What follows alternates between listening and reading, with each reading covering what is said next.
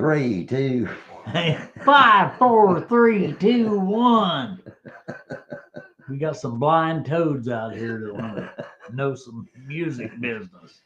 Oh, hey, hello, everybody.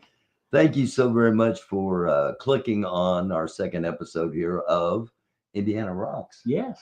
Yes. Yeah, This absolutely. is Melvis, Shake It From the Pelvis. That would be me. Styles Bitchley. Yep. Mellencamp. Follow him on Facebook. There'll be a post up on Facebook promoting this. So find that on Facebook and then message Mel so he knows you're a real person and not some. Because man, the bots and the it's terrible on Facebook. I'm not on Facebook much. You can follow me here. You can email me at American Doofus. That's AmericanDufus@gmail.com.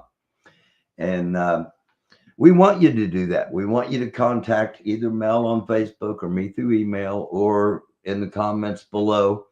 Because this is really your show. We're just the hosts. Yeah. Yeah. You know? We want to hear about all the bands out there. We want to hear about all the bands out there. We want to know about the venues out there. And I got a new band you don't know about yet. I'm gonna introduce tonight. Cool.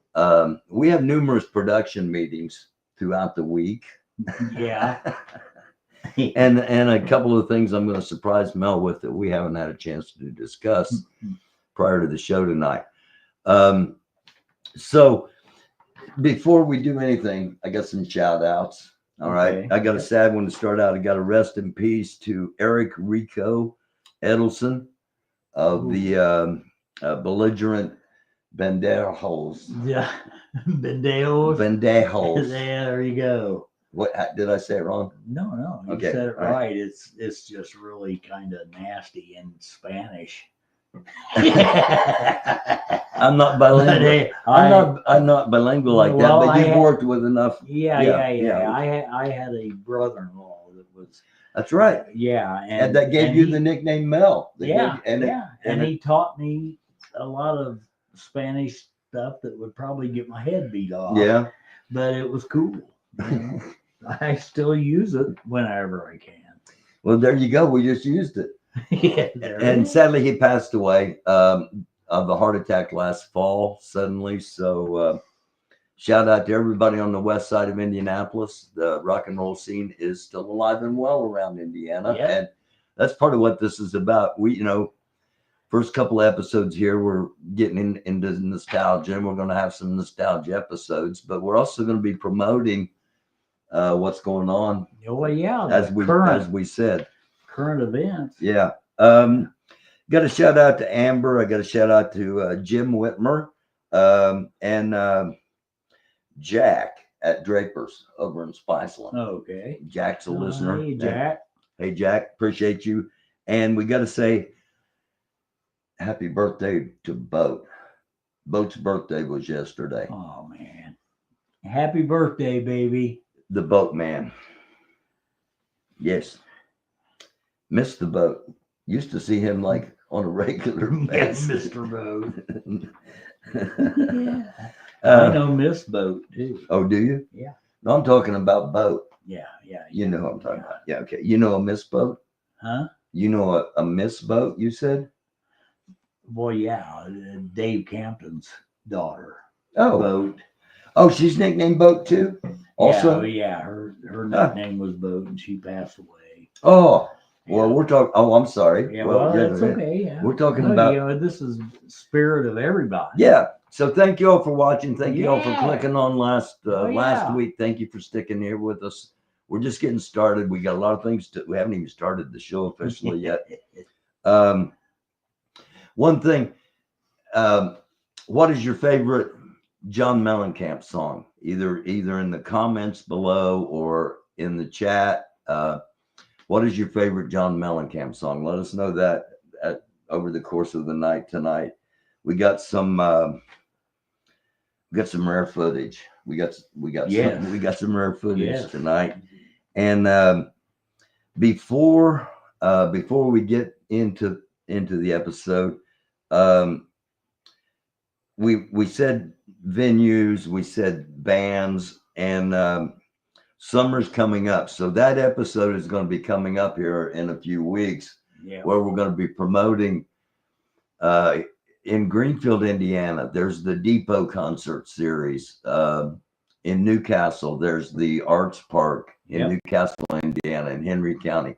Let us know around Indiana, or if you happen to be watching and because we went, I mean, the Triangle, the Toy Tiger, there are areas just outside of Indiana that are part of Indiana Rock as well. Everybody played at the Triangle. Yeah. So let us know. Either reach out to Mel on Facebook, or let me know either here or American Doofus, AMERICANDUFUS @gmail.com. We're also going to do a show on something that is probably illegal now: quarter beer nights. Oh yeah. Okay. Yeah. So if you have a story, if you want to come on and talk with us about quarter beer nights, that episode's going to be coming up again. Contact us. And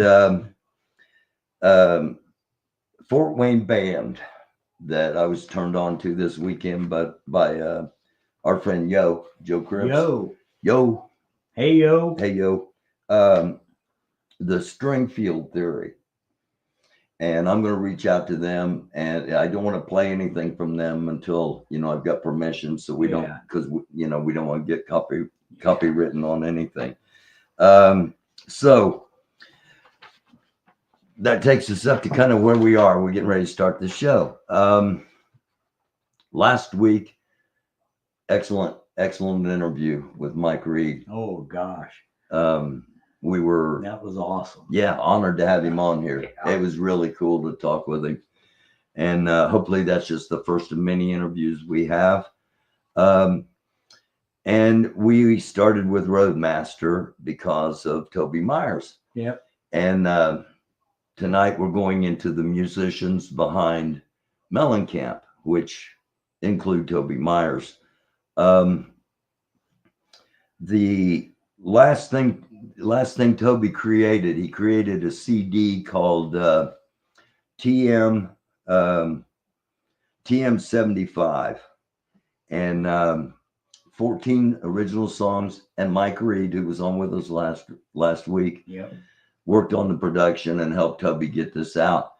And 14 songs, and from what I've heard, they're killer. Yeah, the songs are killer. I've heard nothing but great reviews. Oh yeah.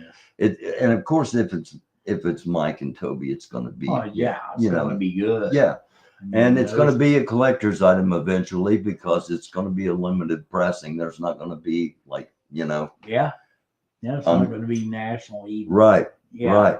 So if you want to get a copy, and I recommend you do, by credit card, you can do it through EvanKnoxDesigns.com. That's all one word, and that's down in the description below. So that was Toby's last CD. And with that being said, let's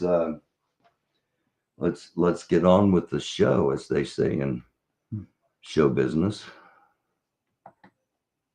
Or that's what I hear anyway.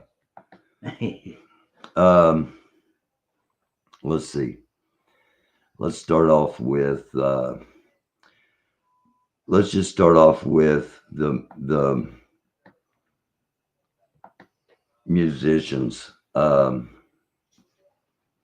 And okay, I'm hoping that we have it. No, we're all right. We're good. Somebody joining in? No, I don't think so. I want to do this and see if there we go. Here are the current members and former members of the band that is John Mellencamp. Yeah. I mean, you think about it. there was Mitch Ryder and the Detroit Wheels. Mhm. You know, there's always the, you know, Bob Seger and the Silver Bullet Band. Yeah. There's always, you know, but with Mellencamp, it was always just Johnny Cougar, or, you know, then John Cougar, then John Cougar Mellencamp, Yeah. and then John Mellencamp. Yeah. And there was never a, you know, Yeah. Never a set thing. yeah, a Yeah, name, yeah, or a you know, name, it's just yeah. and It all changed his name, but it, you know, but the band changed too. oh my gosh, yeah. Yeah. And again, the current players here, we got them listed: Mike Wanchic, Andy York on guitars and backing vocals. Lisa Germano's back with him. I had a major crush. I'm sure there were, you know, Yeah, 85, lots of them. 850,000 guys around the world that had a crush on her. But my gosh, She's a babe. From 85 to 93, then 22 to the present. Dane Clark, hoping to get Dane on here. Mhm. Drums and backing vocals from 96 to the present. John Grinnell on the bass, and Troy Cannett, keyboards, accordion, backing vocals from 2006 to the present. So Troy's played with him for a long time. Yeah, he has. And former members, Larry Crane, who we're going to talk about tonight, Yeah. Marion Strum, Robert Ferd, Frank, Tom Knowles, Eric Rosner, Kenny Aronoff, Kenneth Lax, Pat Peterson, Toby Myers, Crystal Talafino, Johnny Casella, rest in peace to Oh yeah. and Johnny, of course, connected to the Faith Band. So we'll talk more about Johnny when we do the Faith Band episode. Michael Ramos, Courtney Kaiser Sandler, and Mo ZMD, who came on board after Johnny Casella passed away. So that is a list of musicians according to Wikipedia that that played, and this, when you search musicians who played during the recording of Mellencamp's backing band settled on the lineup retained for the next several albums. Kenny Aronoff on drums and percussion, Larry Crane, Mike Wanchic, Toby Myers, and John Casella. And we promised, what did I do wrong here? Nothing. I'm all right. Okay. We promised some rare footage. And before we get to the interviews, because we've got some rare footage of each one of those that created the Heartland rock sound. That is what they labeled. Yeah, absolutely. They labeled Cougar's music as the Heartland rock sound. Don't forget to let us know what your favorite Mellencamp song is in the comments below. This is footage from 1987. This was shot in the Bluebird Cafe. It's not called the Bluebird Cafe. It's the Bluebird in Bloomington, Indiana. Yeah, it's just called the Bluebird. It's just called the Bluebird. Yeah. On campus. And it was supposed to be the Ragin' Texans playing that night, and there was a sparse crowd. And this bus pulled up in the back, and all these musicians started filing out of the bus, and the last one to come out was John Mellencamp, and people recognized him, and word quickly spread that Mellencamp's going to play at the Bluebird, dude. And about 100 people rushed to the place, and were rewarded with a surprise. It was a warm up. It was a warm up for the Farm Aid, upcoming Farm Aid. Yep. And I'm not going to play the whole thing by any stretch of the imagination because I know I'll get copywritten, but I just want to play the first few seconds of this. And let me make sure I get the volume up.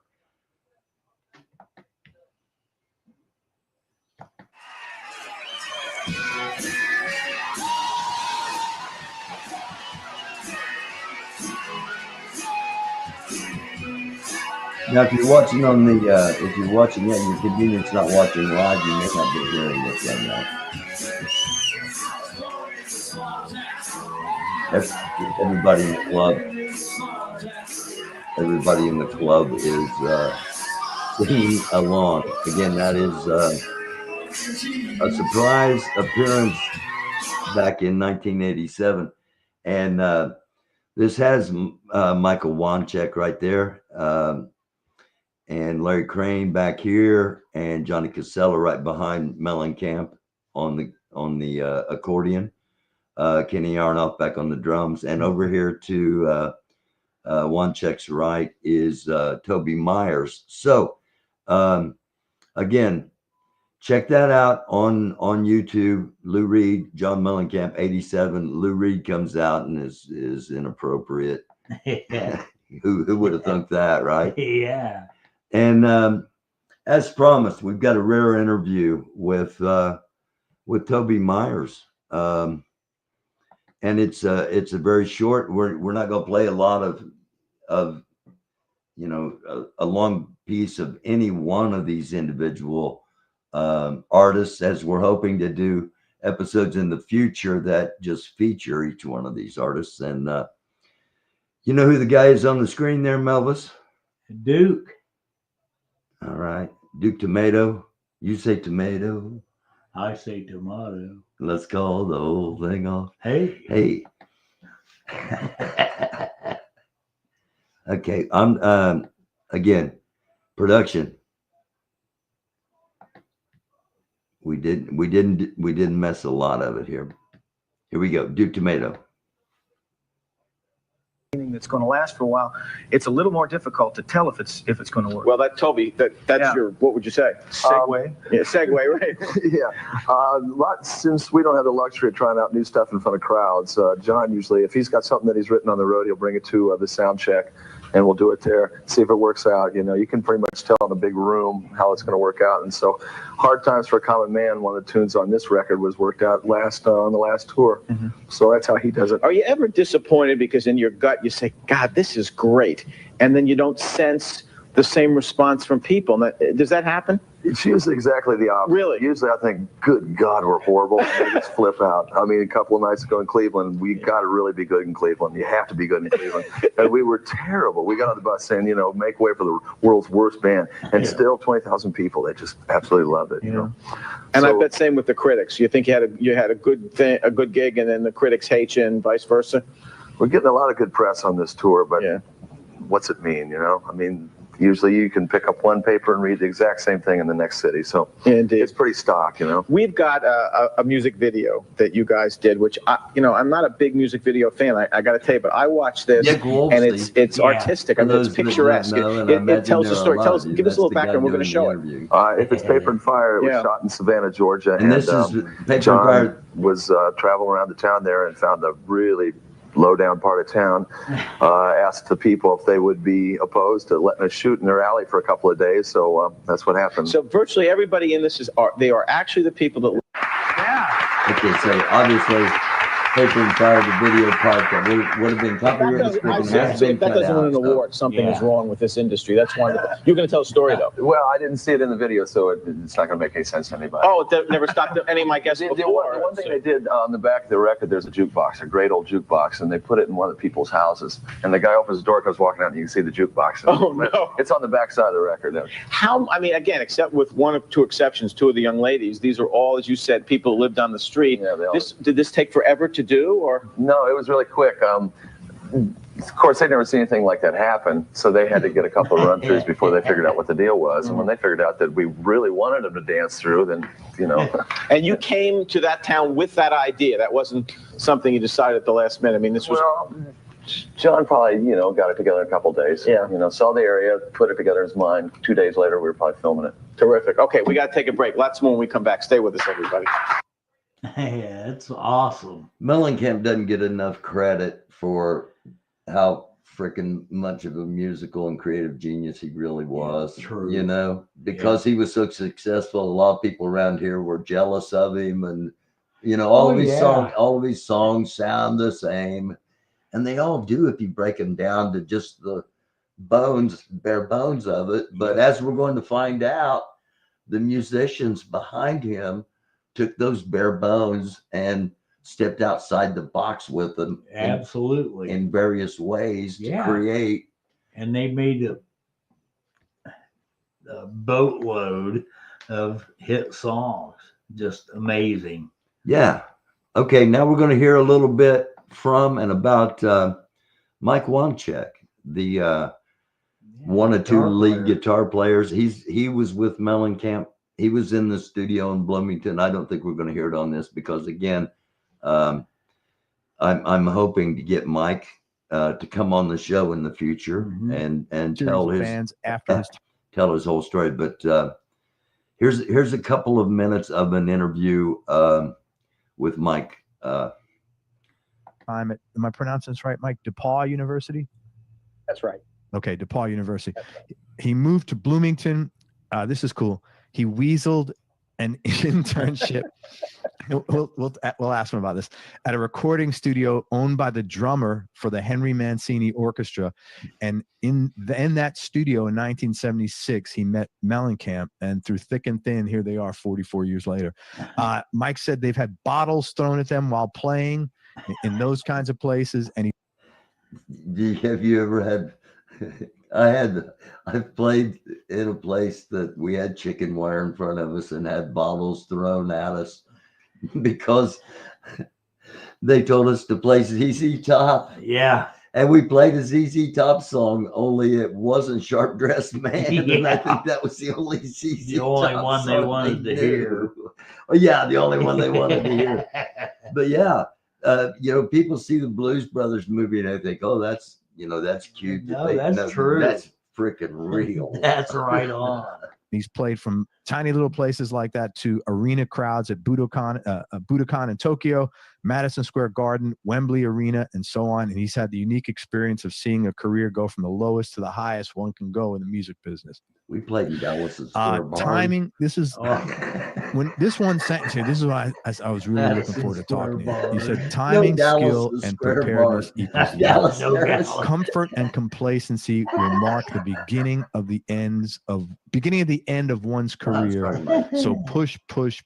Make the same record 2 or 3 times, and you've lit the fuse to end your career. Stay hungry. I was like, I'm going to get along with this guy. Great. And Mike's also very well known for production. Besides producing a ton of Mellencamp records, he worked with Bob Dylan, the Black Crowes, and a really cool independent band called the Y Store. And a bunch. Okay. Would you like to comment on the Y Store? You want to say that for a later episode? No. I guess they were popular. They sounded a lot better after Wanchic worked with them. Yeah. I'm just saying. A bunch of other people. Man, thank you so much for your time. I appreciate it. I'm glad to be here, Craig. Thank you, man. Music and sports, which, as you know, is not real common. It's either one or the other, usually. What ultimately swayed you over to music? All right. Music and sports. Music and sports aren't usually in common. Like if you play music, you don't play sports. Yeah. And I don't think that's true, honestly. Yeah. But who am I? Me too. So again, we're hoping to eventually, we're just highlighting the musicians behind what made Mellencamp a megastar around the world. Yep. That heartland sound. Absolutely. But the thing is, like he said there in the video, he didn't just stay with that sound and do album after album that sounded the same. Yeah, he was constantly evolving. Yeah. And I don't think he gets enough credit for it. You don't. Now this is Larry Crane. Again, somebody that doesn't get enough credit, in my opinion. He left Mellencamp 30 years ago now, and had his own career.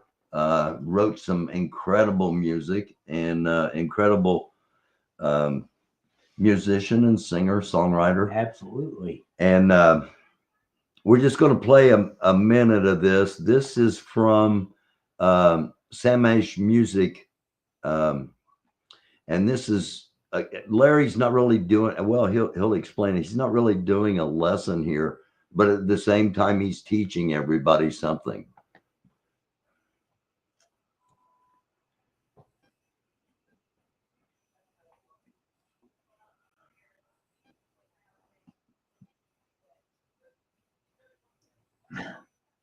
He thought I was bad.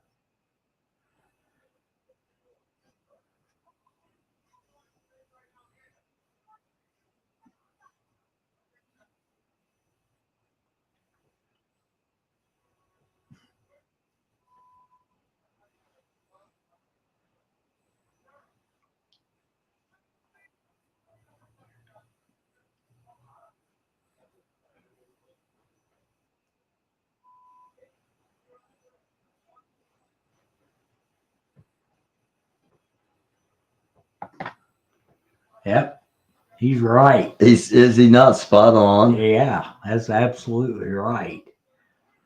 Talk about that. Talk about the importance of being tight. Well, yeah, you know, when you're playing live, you know, you got to do all those little stops and make sure there's nothing going on in between them, you know, and then that's just the way it is. I mean, but not every band does that. Not everybody does, but that's what really makes it separates. Tight. That's what. Yeah, that's what I'm getting at. Yeah. When you can hit the stops when everybody hits the stop and stop. Right. Don't let nothing hang over. There's no hangover and there's no quick start. You don't jump back into it. It's all right in time. You flow and you let the breath happen. You let the rest happen. You let the space be quiet because it builds anticipation. Yeah, and that's just as important as jumping in there with the most monster solo you could ever find. Yeah. Ever imagine. Yeah. There's always places for monster solos. You gotta pick your spots. Yeah. And that's kind of how you can tell a good band from a bunch of people up there having some fun. Yeah, just up there playing to make a little money. Yeah. And nothing wrong with that. Yeah. We're all about playing live. Yeah. Well, yeah. All right. This one you haven't seen. And this is hang on, let me make sure there we go. Most difficult record I ever made, the true story behind the #1 hit. Mellencamp has only had one #1 hit. Really? Yeah. Wow. Yeah, he had one #1 hit, one #2 hit. I mean, he's had, I don't know how many in the top 50. Oh, yeah. I don't know how many in the top 20, but he's only had one #1 hit and one #2 hit. And the #2 hit was Hurt So Good. Oh, man, that was right up there, I thought. And the #1 hit was the song that legendary drummer. And he played here in Indianapolis. Oh, yeah. You know, he went to college at Indiana University School of Music. And for those that don't know, that's the creme de la creme. And we don't just say that because we're from Indiana. We say it because it's for real. Yep.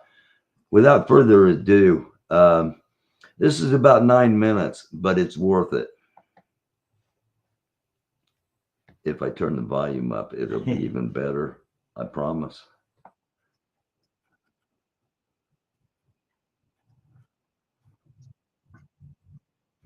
The number one song, Jack and Diane. Oh, yeah. That's the only number one song. Wow. And this is the story of it.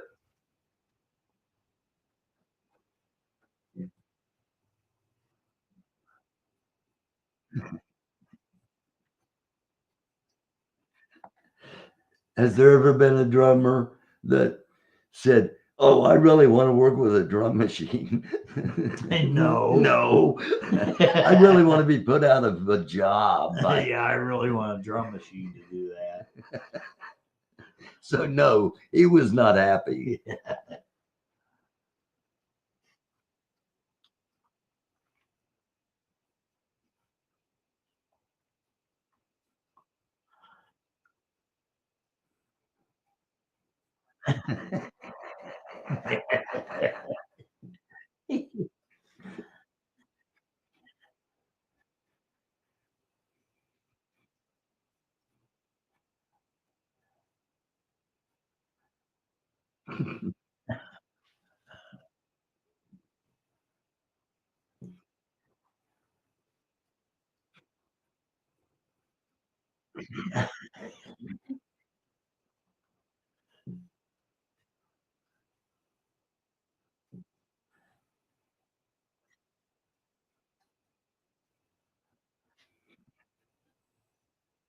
Oh, you're kidding me.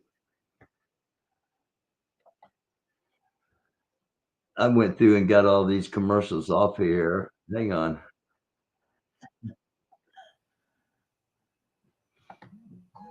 Yeah, I know. A commercial slipped on there from another channel. I apologize to everybody watching. Let me go back to here because we got to set the whole thing back up. And oh, we lost connection. What? We lost connection. Okay. Let's see if we're still on.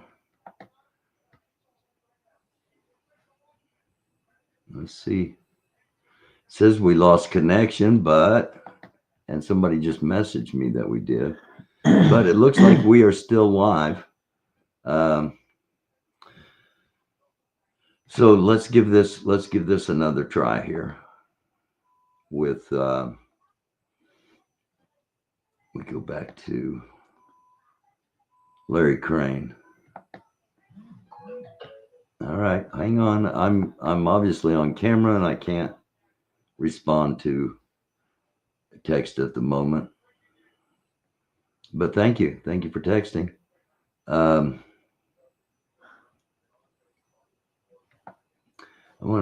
There we go.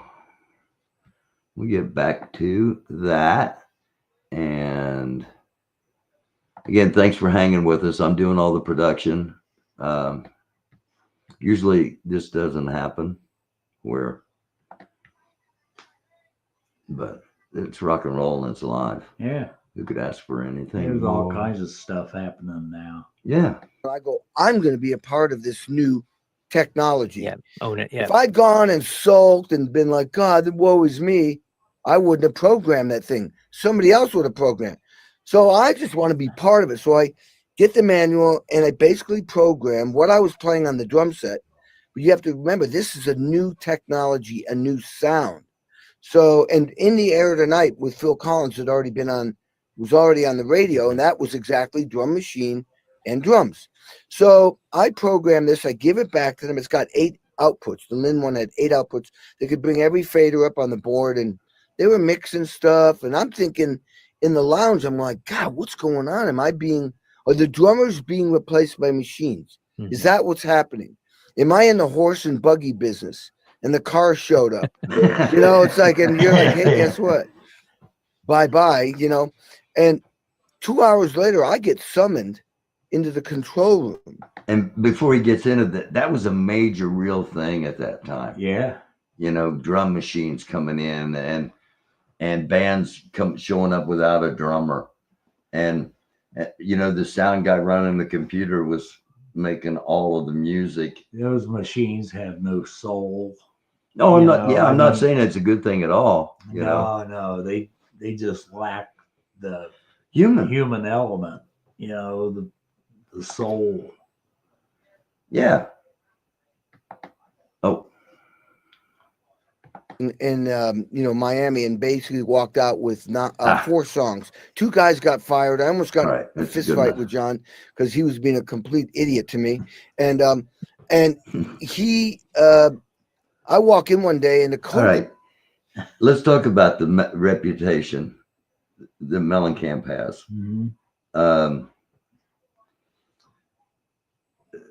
Let me just say that the people that, without naming names, that I know or knew that knew him, they called him the little bastard. Yeah, I think Kenny did. Does Kenny call him that? He called him. Yeah. Now that just, I mean, he had something in his head that he was trying to get out. Mellencamp had something in his head that he was trying to get out, and would do whatever it took to get it out. Yeah. Whatever it might be. Whatever it might be. And if you didn't, if you didn't play or couldn't play, what he heard in his head, he's the boss. I'm the boss. You know? Say what you want to say. I'm the boss. Right. Right. So with that, let's get back to Kenny. Producers got a metal box, and I went, "Hey Don, what's that?" And he goes, "Oh, this is the Bee Gees are using it next door. It's the newest thing. It's called the Lin 1 drum machine." I went, "Drum machine? Oh my God, that replaces drummers." And so that was a moment where I got into, I didn't realize it was like survival. It's not fight or flight. For me, it was fight or fight. I grabbed the machine, and this is an adapt or die situation. Yeah. Perfectly adapt or die. I grabbed the machine, grabbed the manual, and I go, I'm going to be a part of this new technology. Yeah, own it. Yeah. If I'd gone and sulked and been like, God, woe is me, I wouldn't have programmed that thing. Somebody else would have programmed. So I just want to be part of it. So I get the manual and I basically program what I was playing on the drum set. But you have to remember, this is a new technology, a new sound. So, and In the Air Tonight with Phil Collins was already on the radio, and that was exactly drum machine and drums. So I program this, I give it back to them. It's got 8 outputs. The Lin 1 had 8 outputs. They could bring every fader up on the board, and they were mixing stuff. And I'm thinking in the lounge, I'm like, God, what's going on? Are the drummers being replaced by machines? Is that what's happening? Am I in the horse and buggy business? And the car showed up. It's like, and you're like, hey, guess what? Bye-bye, And 2 hours later, I get summoned into the control room. And John goes, hey, dude, we need a drum solo or a drum break right here after the second chorus. And I'm crapping in my pants. But I'd learned my lesson 2 years prior where I'd gotten fired. I kept going, save the song, save your career.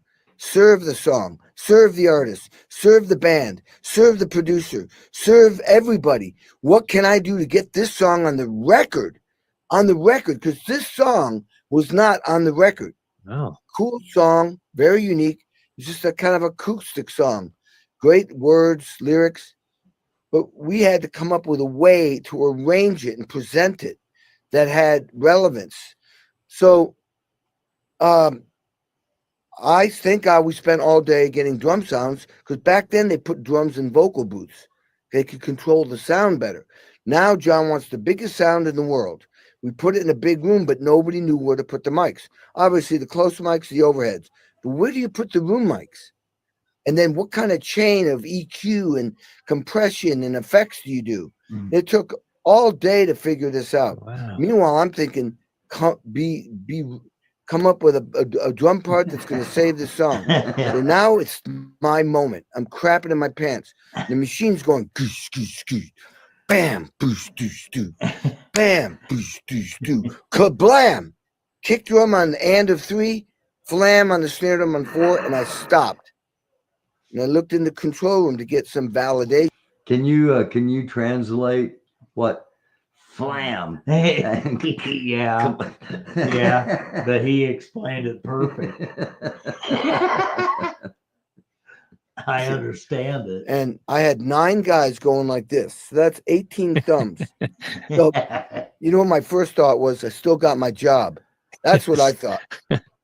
There's no place like Oz. Again, and crap. I went through all these and got all the commercials I thought, but all right. So I get a couple of more things here, and there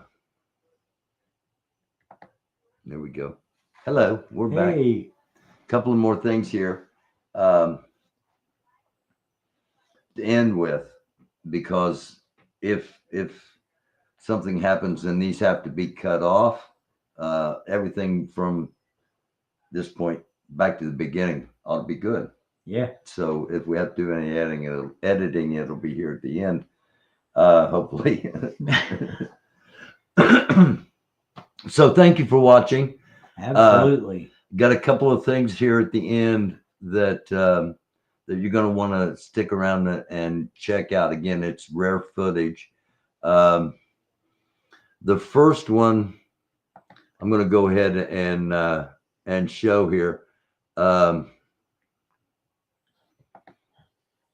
This is from, let's see. Where's it at? The Bluebird? Here we go. No.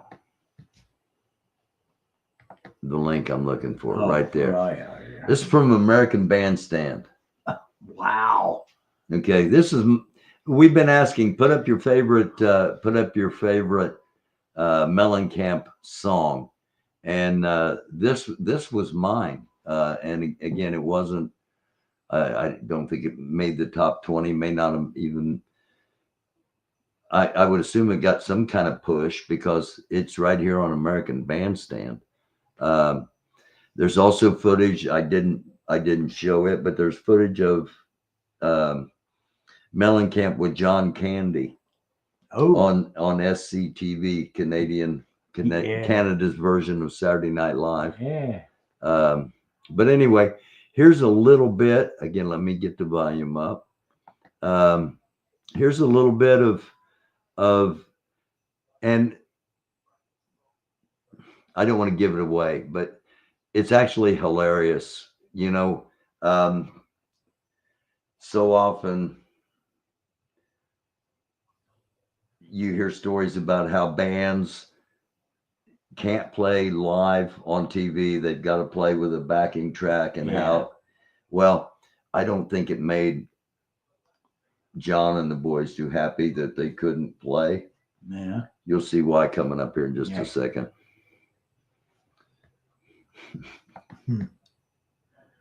Funny thing I do every time. You know what? Look at this. Little secret. Will you hear that noise when I turn to talk to somebody? It's this. I've been last 2-3 weeks. I'm saying, where's that weird noise come from? Anyway, I'm rubbing against Dick Clark. You form an impression. That person is from New York. They're from London. They're tough. They're hard. They're easy. They're a poet. They're a gangster or whatever. Anything like that. From the way they dress, or the way they look, or the way they. You see the guy over there in the jeans with the brown shirt, his hand in his pocket. How would you characterize that man? Cute, some of it. Cute, I was not looking for. Well, it's possible. He looks comfortable. Comfortable. Looks I tell you what, I comfortable. looked at this picture. I said, this looks like it ought to be in a post office with a number on it. You know? This is a mean dude. And then I meet him, and he's a pussycat. He is a gentleman. He's a nice fellow. Obviously very talented. I don't mean to embarrass him, but that's a tough-looking picture. This is John Cougar. The smoke.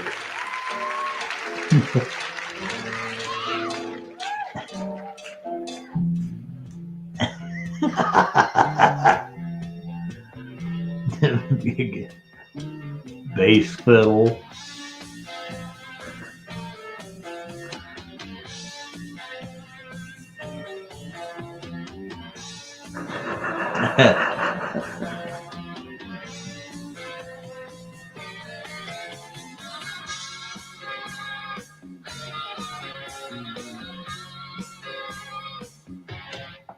Okay, for those that may not know, none of the instruments you see in the musician's hands are actually the ones that are being played on the record. Yeah.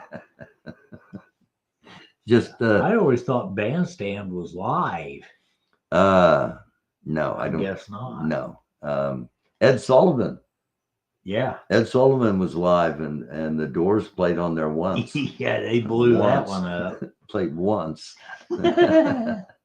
All right. This is what we're going to end on here. Again, thank you for clicking on. We do greatly appreciate it. Reach out to Mel on Facebook, Melcup, Melcupp. You can also leave messages underneath in comments below. We're looking for bands in the area. We're looking for venues that have summer concert series, so we can promote live music. We want to make sure live music continues to thrive, and and Indiana continues to rock. Yep. And again, Stringfield Theory, a band in Fort Wayne. If you know anything about them, reach out to one of us, and I'm going to try to reach out to them and see if we can't get them on here and promote their music a little bit. Yeah. In the meantime, this is how we're closing it out. This is the opening song of a concert in Houston at the Summit Arena, and this is not a song by John Mellencamp. So, but this will show you all the players we've been talking about tonight. You'll see Toby Myers on the bass. You'll see John Casella on the accordion. You'll see Kenny Aronoff on the drums. You'll see the guitars being played masterfully by Larry Crane and Michael Wanchic. And one of my favorite rock and roll jams of all time, Melvis. It is good. Humble Pie. Yep. 30 Days in the Hole. Thanks for watching, everybody.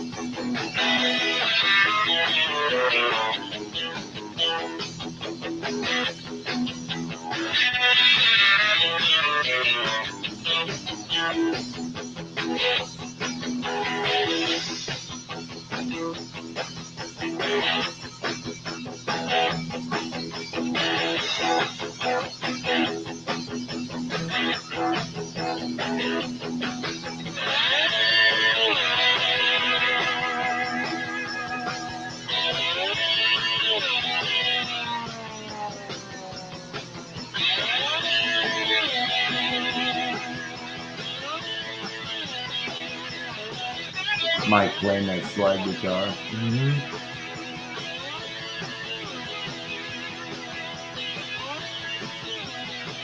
Makes me want to start screaming, 30 days in a hole.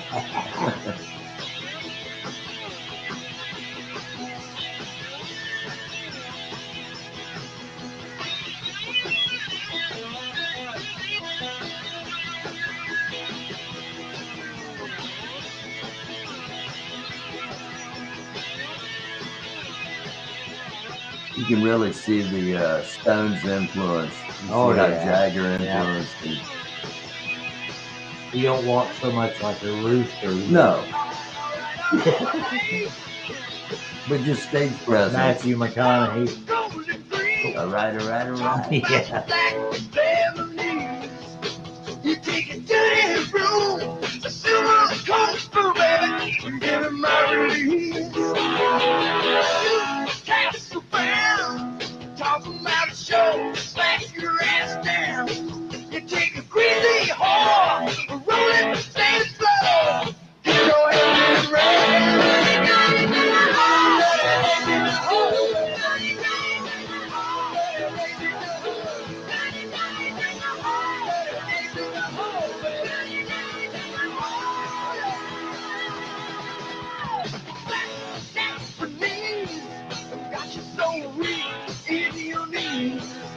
Black Lebanese. That you got a buzz on. You know it's so hard to believe. If you live out on the road, there's a new highway code. It takes a different time. Urban poison man. We're gonna let it go.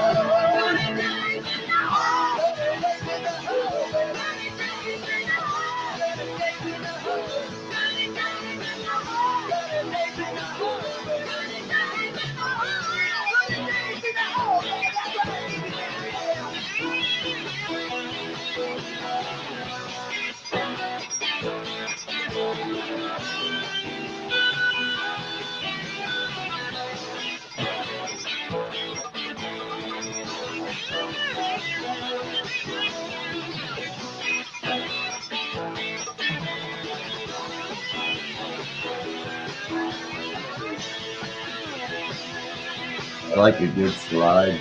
Oh man. Expresses so much emotion. What I loved about Dog Hat. Yeah. Slide player boy. Smack your ass down. You take it You crazy. cast the Brown. Brown, that's what it was. Get your head spinning round. Live out on the road. That's a new highway code. You take the different noise.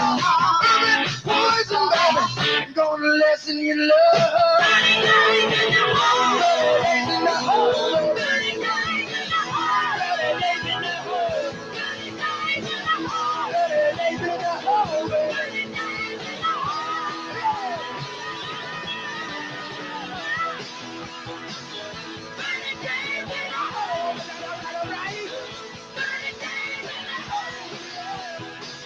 Mike Wanchic.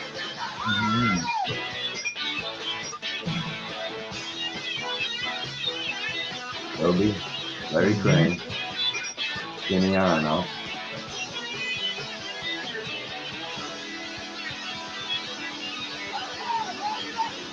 A lot of classics. Peter Frampton. Who all was in Humble Pie? Peter Frampton, Steve Marriott. Steve Marriott, Jerry Shirley was the drummer, and Greg Ridley was the bass player. Cool. Yeah. Thank you, everybody. We will see you. We'll see you next Monday night for episode 3. See y'all later. Indiana Rocks. Until then, it's a dark world. Be a light. We love you. Reach out to us. Mail us on Facebook. Facebook, MELCUPP. Yep. And reach out to me, American Doofus, at